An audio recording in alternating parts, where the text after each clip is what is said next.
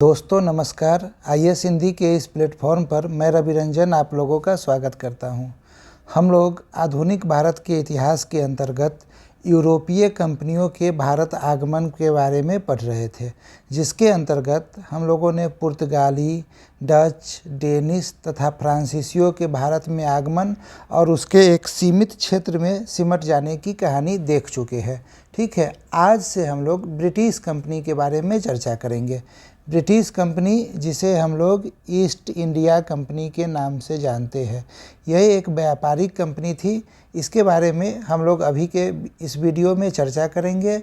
इसके बाद east India company कैसे भारत में आती है, शुरुआती दिनों में इसका प्रसार कैसे होता है, फिर धीरे धीरे ये भारत के विभिन्न क्षेत्रों पे विजय कैसे प्राप्त करती है, उसकी चर्चा हम लोग आज के वीडियो में करने वाले हैं। आइए शुरू करते हैं। तो आज का क्या है topic? British company, east India company के बारे में बात होगी। तो ब्रिटिश इंडिया कंपनी का नाम ईस्ट इंडिया कंपनी था। ईस्ट इंडिया कंपनी इंग्लैंड के व्यापारियों की एक कंपनी थी। ठीक है, इस कंपनी में 500 पाउंड से ज़्यादा निवेश करने वाले व्यापारी अपना डायरेक्टर चुनते थे। कुल जो डायरेक्टर चुने जाते थे उनकी संख्या 24 होती थी और यही 24 डायरेक्टर मिलकर कोर्ट ऑफ डायरेक्टर्स का गठन करते थे। ठीक है, हम लोग बाद में देखेंगे कि ये कोर्ट ऑफ डायरेक्टर्स जो है वो ब्रिटिश पार्लियामेंट को इंडिया में क्या हो रहा है उसके बारे में बताती ही नहीं है। तो इसी को लेकर रेगुलेटिंग एक्ट आएगा, पिट्स इंडिया एक्ट आएगा। इसके बारे में आगे के क्लास में हम लोग चर्चा करेंगे। ये जो कोर्ट ऑफ डायरेक्टर्स 24 चुने जाते थे, इसी 24 में से एक को प्रेसिडेंट बनाया जाता था। 15 वर्षों के लिए इन्हें व्यापारिक अधिकार दिया गया था, उस समय ब्रिटेन की महारानी एलिजाबेथ के द्वारा। ठीक है, ये ब्रिटिश कंपनी जो ईस्ट इंडिया कंपनी है उसके बारे में संक्षेप में चर्चा हो गया। जब ये कंपनी इंडिया आती है तो मुग़लों के साथ इनका संबंध कैसा होता है, तो यहाँ पे सबसे पहला नाम कैप्टन हॉकिंस याद रखना है। ये पहले अंग्रेज थे कंपनी की तरफ से जो भारत आते हैं, जहांगीर के दरबार में आते हैं और अकबर के नाम का चिट्ठी लेकर आते हैं। 1600 ईस्वी में जब कंपनी का गठन हुआ था उस समय भारत में मुग़ल बादशाह अकबर थे। इस वजह से अकबर के नाम का चिट्ठी लेकर ये आते हैं, पर अकबर की मृत्यु हो जाती है। इस वजह से जहांगीर मुग़ल बादशाह है और जहांगीर के दरबार में ये आता है और ये कैप्टन हॉकिंस फारसी भाषा में जहांगीर से बात करता है, जिससे प्रभावित होकर इसे खान की उपाधि दी जाती है और इसे 400 का मनसब दिया जाता है। ठीक है, ये ध्यान में रखिएगा। अब ये मनसब क्या है, तो एक मनसबदारी प्रथा मध्यकालीन भारत में अकबर के द्वारा शुरू किया जाता है। इसके बारे में विशेष चर्चा हम लोग जब मध्यकालीन भारत का इतिहास पढ़ेंगे उस समय करेंगे। आप बस अभी ये ध्यान में रखिए कि मनसबदारी प्रथा की शुरुआत अकबर के द्वारा की गई थी और जब कैप्टन हॉकिंस आता है तो यहाँ पे 4 बातें हो गई। पहली बात क्या, अकबर के नाम का चिट्ठी लेकर जहांगीर के दरबार में आया। दूसरी बात, फारसी का ज्ञाता था, फारसी में बात करता है। तीसरी बात, उसे जहांगीर के द्वारा खान की उपाधि दी जाती है और 400 का मनसब प्रदान किया जाता है। इसके अतिरिक्त एक और बात है, सूरत में अंग्रेज़ों को व्यापारिक कोठी खोलने की अनुमति दे दी जाती है। ठीक है, अब आगे देखिए, शाह शुजा के काल में बंगाल में मुक्त व्यापार की अनुमति दे दी जाती है, यानी फ्री ट्रेड अंग्रेज कर सके, इसकी अनुमति शाह शुजा के काल में दे दी गई। लेकिन ये अंग्रेज़ जो है, ये अंग्रेज़ काफ़ी लोभी, लालची प्रवृत्ति के थे और सिर्फ अपना स्वार्थ देखते हैं। तो इन्होंने जो बंगाल में तथा बम्बई में कर न देकर विद्रोह कर दिया। जब कर यानी कि टैक्स न देकर विद्रोह किया तो उस समय औरंगजेब का शासन था, औरंगजेब ने इन्हें दबा दिया। जब ये दबा दिए गए तो फिर से चापलूसी करते हुए औरंगजेब के पास आते हैं और माफ़ी मांग लेते हैं। माफ़ी मांग लेने के बाद औरंगजेब इन पे 1.5% जजिया कर लगाकर फिर से व्यापार करने की अनुमति दे देता है। तो ये इतनी बात मुग़लों के साथ संबंध के बारे में हो गया। गोलकुंडा के साथ संबंध क्या था? तो गोलकुंडा के साथ 1532 ईस्वी में सुनहला फरमान जारी किया जाता है। ये 1532 ईस्वी है, सुनहला फरमान जारी किया जाता है, जिसके अंतर्गत इस क्षेत्र के सभी पत्तन पर मुक्त व्यापार की अनुमति दे दी जाती है। इस मुक्त व्यापार के बदले में 500 पैगोडा कंपनी को देना पड़ता है। ठीक है, ये बात क्लियर हो गई। अब यहाँ पे चंद्रगिरी के एक राजा थे। चंद्रगिरी के राजा जिनसे ईस्ट इंडिया कंपनी को मद्रास प्राप्त होता है। मुग़लों के साथ संबंध हमने देख लिया, गोलकुंडा के साथ कैसा संबंध था वो हमने देख लिया, मद्रास कैसे प्राप्त हुआ ये हमने देख लिया। आगे बढ़ते हैं। आगे प्रारंभ में कौन कौन से केंद्र थे? तो प्रारंभ में ईस्ट इंडिया कंपनी के व्यापारिक केंद्र थे मसूलीपट्टनम, सूरत, मद्रास, हरिपुरा व बालासोर उड़ीसा में, हुगली, बम्बई तथा कलकत्ता। ठीक है, ये सब शुरुआती दिनों में था। यहाँ पे बम्बई कैसे प्राप्त हुआ था ये आप लोगों को याद है, जब पुर्तगाल पढ़ा रहे थे तब बताया था मैंने कि स्पेन के राजकुमारी की शादी इंग्लैंड के राजकुमार से होती है और उपहार स्वरूप इंग्लैंड के राजकुमार को बम्बई दे दिया जाता है। बम्बई उसके बाद इंग्लैंड के राजकुमार के द्वारा ईस्ट इंडिया कंपनी को 10 पाउंड लीज पे दे दिया जाता है। चूँकि उस समय पुर्तगाल स्पेन के अंतर्गत आता था, इस वजह से ये क्षेत्र चला जाता है पुर्तगालियों के हाथ से अंग्रेज़ों के हाथ में। क्लियर है? आगे बढ़ते हैं। अब देखिए ब्रिटिश विजय तथा प्रमुख युद्ध। ब्रिटिश जब आ गए, ईस्ट इंडिया कंपनी आ गई, तो धीरे धीरे ये भारत में अपना विजय अभियान शुरू करेंगे। विजय अभियान के दौरान कर्नाटक युद्ध ये हम लोग चर्चा कर चुके हैं, जो फ्रांसीसियों के साथ होता है। ठीक है, आज हम लोग देखने वाले हैं बंगाल विजय। बंगाल विजय के अंतर्गत आएगा प्लासी का युद्ध और बक्सर का युद्ध। आने वाले क्लास में आंग्ल मैसूर युद्ध, आंग्ल मराठा युद्ध, सिंध का विलय, आंध्र सिख युद्ध, आंग्ल अफगान युद्ध, आंग्ल नेपाल युद्ध और आंग्ल बर्मा युद्ध देखेंगे। ठीक है, ये सब छोटा छोटा है, जिसमें 1, 2, 3 ऐसे हैं जो काफ़ी इम्पोर्टेंट है। बंगाल, मैसूर, मराठा तथा सिख, जिसके बारे में हम लोग थोड़ा विस्तार से चर्चा करेंगे। तो चलिए बंगाल से हम लोग अपने चीज़ों को शुरू करते हैं। मुग़ल शासन के दौरान ईस्ट इंडिया कंपनी को व्यापार करने के लिए बहुत सी रियायतें दी गई है, लेकिन 1717 ईस्वी में कंपनी को अत्यधिक रियायत दी जाती है। किसके द्वारा? उस समय जो मुग़ल बादशाह थे फर्रुखसियर, उनके द्वारा दी जाती है। इसके पीछे की एक कहानी है। कहानी क्या है कि ईस्ट इंडिया कंपनी का एक शिष्टमंडल मुग़ल बादशाह से मिलने के लिए दिल्ली आता है। उस समय फर्रुखसियर बीमार चल रहे होते हैं। उस शिष्टमंडल में एक डॉक्टर था, डॉक्टर का नाम था हैमिल्टन।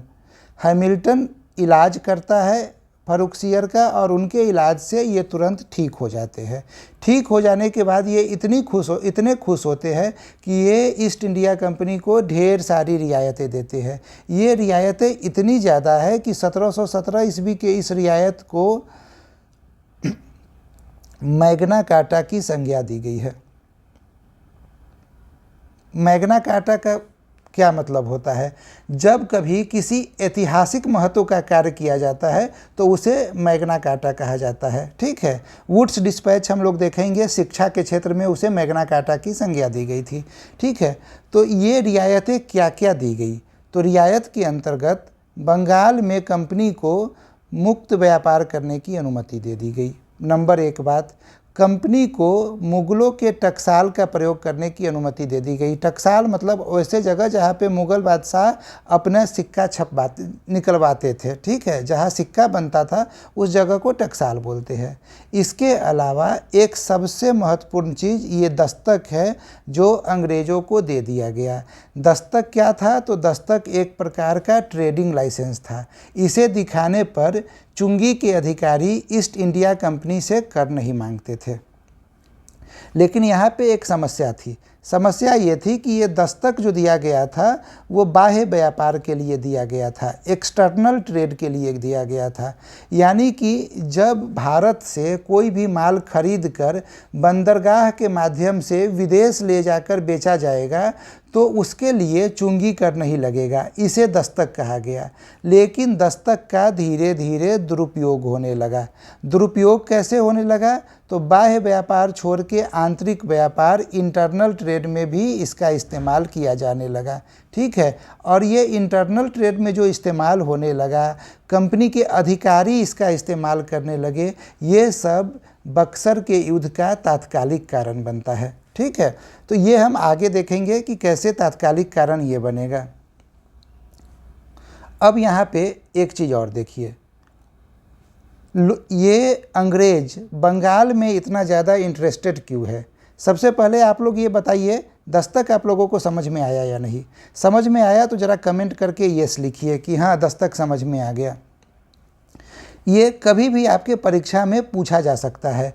अभी तक दस्तक परीक्षा में पूछा नहीं गया है। ठीक है, इतना इम्पोर्टेंट चीज़ क्यों नहीं पूछा गया पता नहीं, लेकिन आने वाले समय में कभी भी पूछा जा सकता है। इसीलिए आप दस्तक को समझ लीजिएगा अच्छे से कि ये बाह्य व्यापार के लिए था। ठीक है, अब देखिए बंगाल में ये कंपनी, ईस्ट इंडिया कंपनी इतनी इंटरेस्टेड क्यों थी?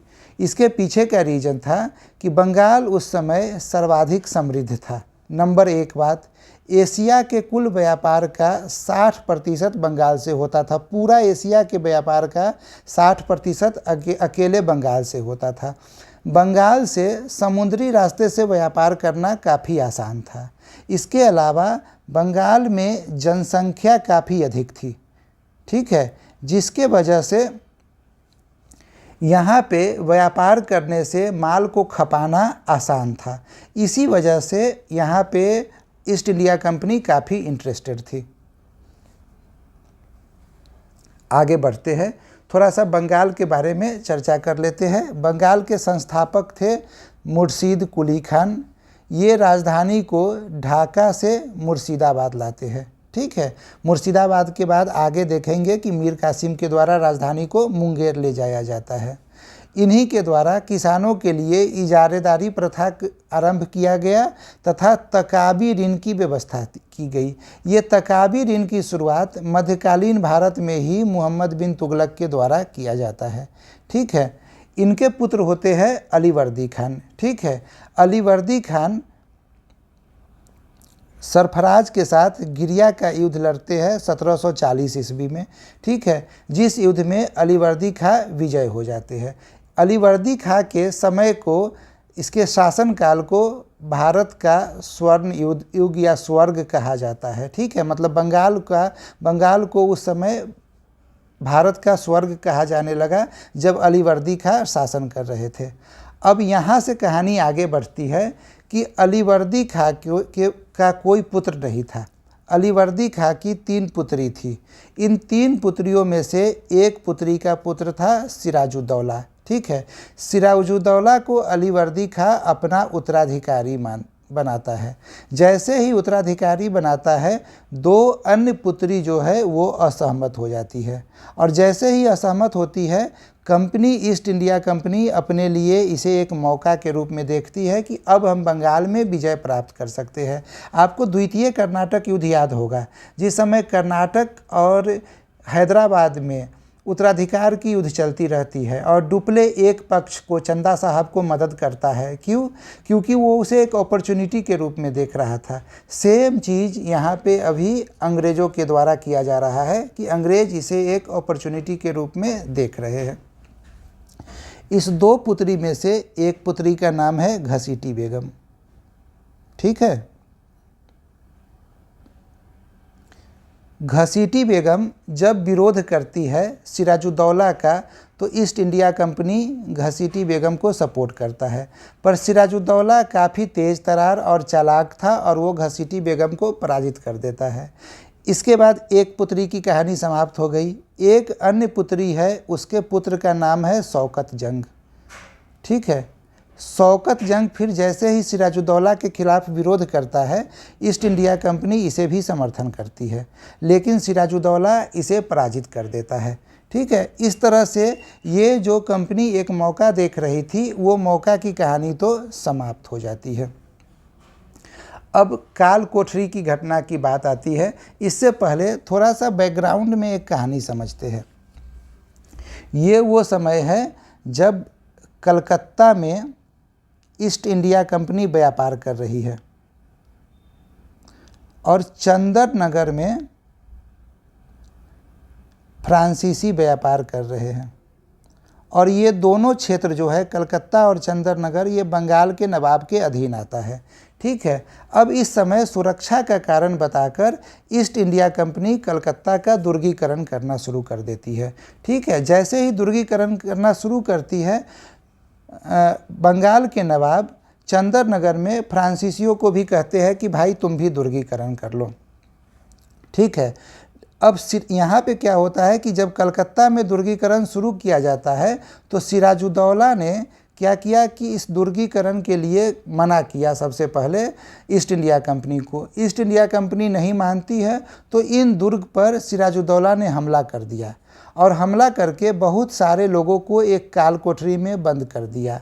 ऐसा कहा जाता है कि इस काल कोठरी में सभी लोग मारे गए, सिर्फ एक हॉलबेल नामक व्यक्ति जिंदा रहा, जो यहाँ से निकलकर फुल्टा द्वीप पर जाकर छिप जाता है और फुल्टा द्वीप पर छिपकर ये अंग्रेज़ों से मदद मांगता है। और तब अंग्रेज़ों की तरफ से बंगाल में फुल्टा द्वीप में छिपे हुए हॉलबेल की मदद के लिए क्लाइव और वाटसन नामक दो व्यक्ति सेना की एक टुकड़ी लेकर बंगाल पहुंचता है। क्लाइव कौन है? ये क्लाइव वही है जो कर्नाटक में अर्काट के घेरा के समय था। जब चंदा साहब तिरुचिरापल्ली गए हुए थे, उस समय ये अर्काट पे हमला करता है और चंदा साहब को वापस आना पड़ता है, जिस वजह से द्वितीय कर्नाटक युद्ध में फ्रांसीसियों की हार होती है। तो ये क्लाइव और वाटसन इस प्रकार बंगाल में प्रवेश करते हैं। बंगाल में प्रवेश करने के बाद ये बंगाल के नवाब के खिलाफ षड्यंत्र रचना शुरू करते हैं और षड्यंत्र ये करते हैं कि जो बंगाल के नवाब के दोस्त हैं उनके साथ ये दोनों दोस्ती करना शुरू करते हैं। इसमें सबसे प्रमुख कौन थे? तो मानिक चंद, ये कलकत्ता के प्रभारी थे। इसके अतिरिक्त जगत सेठ, ये जगत सेठ या फतेह चंद, ये वहाँ के सबसे बड़े साहूकार थे। और सबसे इम्पोर्टेंट मीर जाफ़र जो नवाब सिराजुद्दौला का सेनापति था, इससे ईस्ट इंडिया कंपनी या क्लाइव दोस्ती करता है और दोस्ती करके ये कहता है कि तुम सिराजुद्दौला के ख़िलाफ़ हमारी मदद करो, हम सिराजुद्दौला को हरा देंगे और फिर तुम्हें बंगाल का नवाब बना देंगे। इसके बाद कुछ स्थिति ऐसी बनती है कि ये मीर जाफ़र ऑफिशियली तो सिराजुद्दौला के साथ है, लेकिन प्रैक्टिकली किसके साथ है? तो प्रैक्टिकली ये कंपनी के साथ है। ठीक है। इस प्रकार चीज़ें हो जाती है। अब सिचुएशन कुछ ऐसा बनता है कि कंपनी को लगता है कि सही समय आ गया है, इस समय हम सिराजुद्दौला पे हमला करेंगे तो हमला करने पे हमारे जीतने की संभावना सर्वाधिक है। इसी वजह से कंपनी चंदर नगर पे हमला कर देती है फ्रांसीसियों पे। जब फ्रांसीसियों पे हमला होता है तो इसे सिराजुद्दौला फ्रांसीसियों पे हमला न समझ के स्वयं पे हमला समझता है और इसी के बाद प्लासी का युद्ध प्रारंभ होता है। भागीरथी नदी के किनारे प्लासी के आम के बगीचे में ईस्ट इंडिया कंपनी और बंगाल के नवाब सिराजुद्दौला के बीच युद्ध शुरू होता है। युद्ध शुरू होने से पहले ही समाप्त हो जाता है। जैसे ही सिराजुद्दौला हाथी पे बैठकर वहाँ पहुँचता है, मीर जाफ़र वहाँ आकर सिराजुद्दौला को कहता है कि महाराज, स्थिति कुछ ऐसी है कि हम युद्ध हार रहे हैं, सो आपको वापस चले जाना चाहिए। आप यदि जीवित रहेंगे तो हम दोबारा कभी अंग्रेज़ों को हरा देंगे। ये सेनापति है मीर जाफ़र की बात जो है सो मान ली जाती है सिराजुद्दौला के द्वारा। और जब ये वापस जाते रहते हैं तो मीरन नामक एक व्यक्ति के द्वारा सिराजुद्दौला की हत्या कर दी जाती है। ठीक है। इस युद्ध में ये दो नाम याद रखिएगा, मीर मदान और मोहन सिंह। यही दो नवाब के वफादार थे, नहीं तो सब के सब ने नवाब के साथ विश्वासघात ही किया। प्लासी का युद्ध हुआ कब था? 23 जून 1757 को। अब प्लासी के युद्ध का परिणाम क्या होता है? तो परिणाम में तो सबसे पहले हम लोग जानते हैं कि मीर जाफ़र को बंगाल का नवाब बनाया जाएगा। तो वो नवाब मीर जाफ़र को बंगाल का बना दिया गया। अब परिणाम को थोड़ा सा हम लोग बांट लेते हैं आर्थिक और राजनीतिक परिणाम में। तो आर्थिक परिणाम में क्या है कि मीर जाफ़र को कंपनी के लिए धन वसूलने का एक साधन बना दिया गया। ठीक है। दूसरी बात, दस्तक का दुरुपयोग प्रचंड तरीके से किया जाने लगा। आंतरिक व्यापार में किया जाने लगा। लोग जो निजी व्यापार करते थे, अधिकारी, ईस्ट इंडिया कंपनी के अधिकारी, उनके द्वारा भी किया जाने लगा। और स्थिति ये रही कि अब कंपनी को भारत में व्यापार करने के लिए अंग्रेज ब्रिटेन से पैसा लाने की ज़रूरत नहीं पड़ी। पैसा का मतलब क्या है? बुलियन बोलते थे उसको। बुलियन। पहले व्यापार कैसे होता था कि इंग्लैंड से पैसा आता था, उस पैसे के बदले भारत से माल लिया जाता था और माल ले जाकर यूरोप में बेचकर ये पैसा कमाते थे, जिसे व्यापार कहा जाता था। अब इंग्लैंड से पैसा नहीं आ रहा है, अब भारत से ही पैसा निकालकर उस पैसे से माल लेकर उसे इंग्लैंड में जाकर बेचा जाता है, और जो लाभ हो रहा है उसे कंपनी कहती है कि हमने इतना लाभ प्राप्त किया। ठीक है। यही वो समय है जहाँ से धन के निष्कासन की शुरुआत होती है। ठीक है। धन के निष्कासन का जो कंसेप्ट है वो यहीं से शुरू हो जाता है। ये ठीक है। इतनी बात जो है सो हो गया आर्थिक परिणाम में। अब आते हैं कि राजनीतिक परिणाम क्या होता है।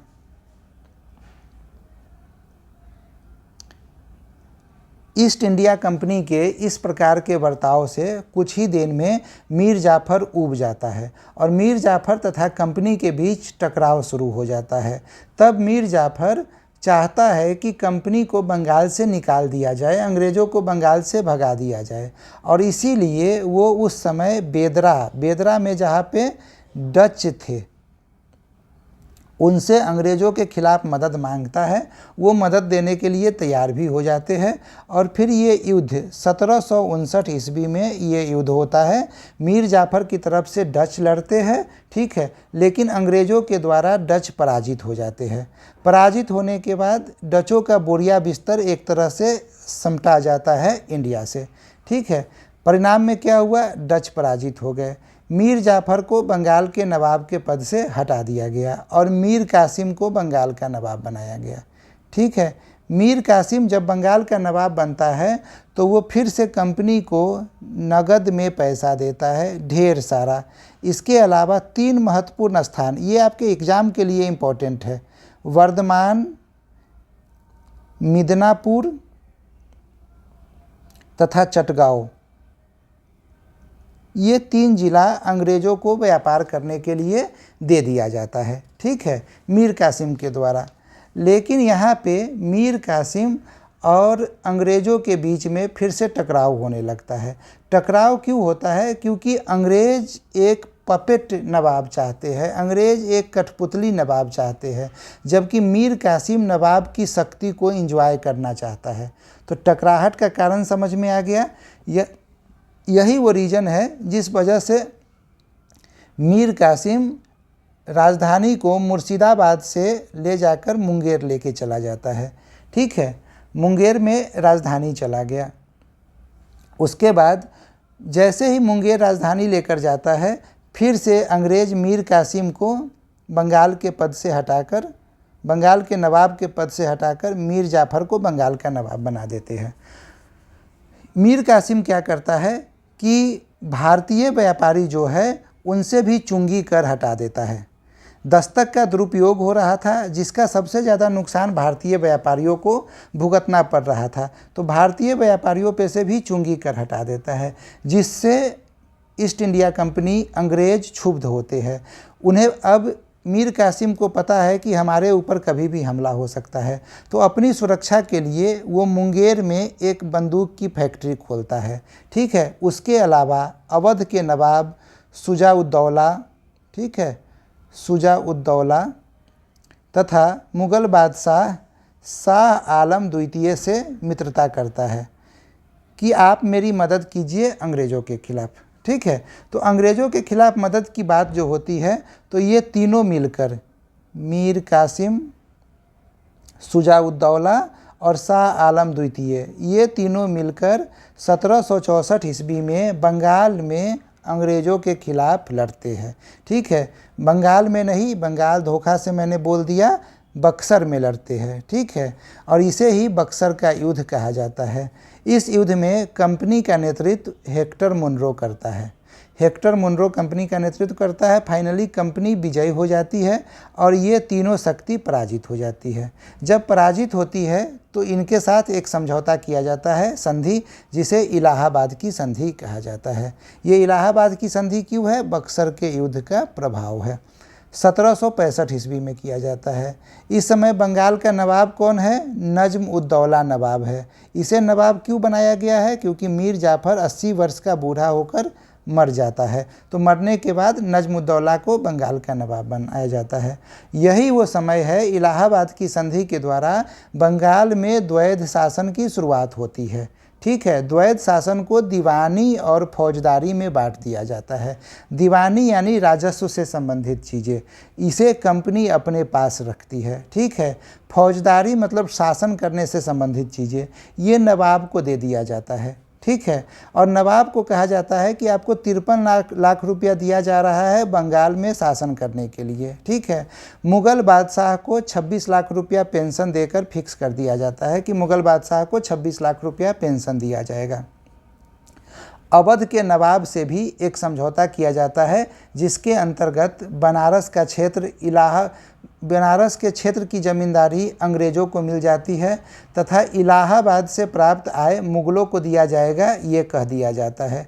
ठीक है, तो द्वैध शासन का मतलब क्या है? द्वैध शासन का मतलब यही है कि दीवानी और फौजदारी में इसे बांट देना। ठीक है, दीवानी मतलब क्या है? कर्तव्य। फौजदारी फौजदारी मतलब क्या है? कर्तव्य। और दीवानी मतलब है अधिकार। अधिकार को कर्तव्य से अलग कर देना, मतलब कि जो पैसा आ रहा है वो पैसा तो हम अपने पास रखेंगे, हम कौन? कंपनी, अंग्रेज। और जो जिम्मेदारी है, जो कर्तव्य है, वो किसे दे दिया गया? तो बंगाल के नवाब को दिया गया। ठीक है, इसीलिए कहा गया है कि द्वैध शासन जो 1765 से लेकर 1772 ईस्वी तक चला, ये अधिकार व दायित्व का डिवोर्स इसे माना गया। कहा गया कि अधिकार और कर्तव्य का डिवोर्स हो गया, दोनों को अलग अलग कर दिया गया। ठीक है, 1772 ईस्वी में फिर ये समाप्त हो जाता है। अब देखिए, ये 26 लाख रुपया प्लस ये 53 लाख रुपया, इसके अलावा जो भी पैसा बचा, इसे कंपनी ने अपना लाभांश घोषित किया। आपने आज के इस वीडियो में देखा कि ईस्ट इंडिया कंपनी ने कैसे बंगाल पे विजय प्राप्त किया। ठीक है, कैसे प्लासी का युद्ध हुआ और कैसे प्लासी के युद्ध के परिणाम में ही बक्सर का युद्ध छिपा हुआ था। और बक्सर के युद्ध के विजय के बाद इलाहाबाद की संधि के तहत बंगाल में द्वैध शासन को लागू कर दिया गया। ठीक है, अगले वीडियो में जब हम लोग मिलेंगे तो हम लोग वहाँ पे आंग्ल मैसूर युद्ध तथा आंग्ल सिख युद्ध के बारे में चर्चा करेंगे। आप लोग, मुझे उम्मीद है कि आप लोग एंजॉय कर रहे होइएगा वीडियो को। यदि वीडियो पसंद आ रहा है तो लाइक कीजिए, शेयर कीजिए, कमेंट कीजिए, और यदि अभी तक सब्सक्राइब नहीं किया है तो सब्सक्राइब कीजिए। Thank you for watching.